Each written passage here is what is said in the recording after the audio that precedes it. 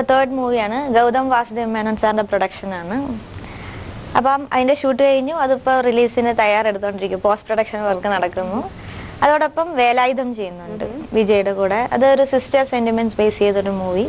2 heroines ഉണ്ട്, ജനീല ഉണ്ട്, ഹൻസിക.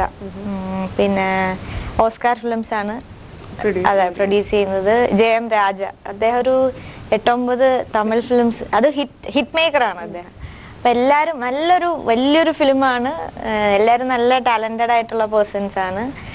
അപ്പം വിദ്യാസാഗർ ആണ് മ്യൂസിക്. സോ അത് നടന്നുകൊണ്ടിരിക്കുന്നു. അപ്പോൾ ശരിക്കും നല്ലൊരു തുടക്കം തന്നെയാണ് ഇപ്പൊ കിട്ടിയിരിക്കുന്നത്.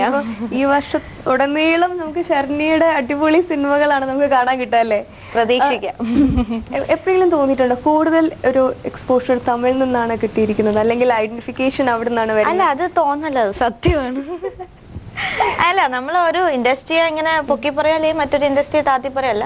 തീർച്ചയായിട്ടും എന്റെ ക്യാരക്ടർ എടുത്ത, അല്ലെങ്കിൽ ഞാൻ ചെയ്തിട്ടുള്ള ക്യാരക്ടേഴ്സ്, അല്ലെങ്കിൽ നമ്മുടെ മലയാളികൾക്ക് ഉൾപ്പെടെ ഇഷ്ടം ഞാൻ തമിഴിൽ യാരടി നീ മോഹിനി എന്ന് പറഞ്ഞ ചെയ്തു, വെണ്ണില കബഡിക്കുട്ടൻ ചെയ്തു. ഇപ്പൊ കൂടെ നമ്മളെ ഐഡന്റിഫൈ ചെയ്യുന്നത് ആ ക്യാരക്ടേഴ്സിന്റെ ബേസിലാണ്. അപ്പൊ തീർച്ചയായിട്ടും എനിക്ക് തമിഴ് ഇൻഡസ്ട്രിയാണ് ഒരു ആർട്ടിസ്റ്റ് എന്നുള്ളൊരു അല്ലെങ്കിൽ എന്താ പറയാ നല്ലൊരു അഭിനേത്രി എന്നുള്ളൊരു സ്ഥാനം ആദ്യം നൽകിയത്. ഇപ്പം തെലുങ്കിൽ നിന്ന് വരുന്നുണ്ട്, കന്നഡയിൽ ഞാൻ ചെയ്യാൻ പോണു പുതിയൊരു ഫിലിം. മലയാളം ഓഫ് കോഴ്സ് നമ്മുടെ മദർ ടങ് ആണ്. അപ്പം എല്ലായിടത്തുനിന്നും. പക്ഷെ എനിക്കൊന്ന് ആർട്ടിസ്റ്റിനെ സംബന്ധിച്ചിടത്തോളം ഭാഷ ഒരു അതിർവരമ്പായിട്ട് കാണേണ്ട ആവശ്യമില്ല. എവിടെ നിന്നാണ് നമുക്ക് നല്ലൊരു ക്യാരക്ടർ വരുന്നത്, അല്ലെങ്കിൽ നമുക്കൊരു ഭാഗ്യം വരുന്നതെന്ന് പറയാൻ പറ്റത്തില്ല. അതൊക്കെ ദൈവത്തിന്റെ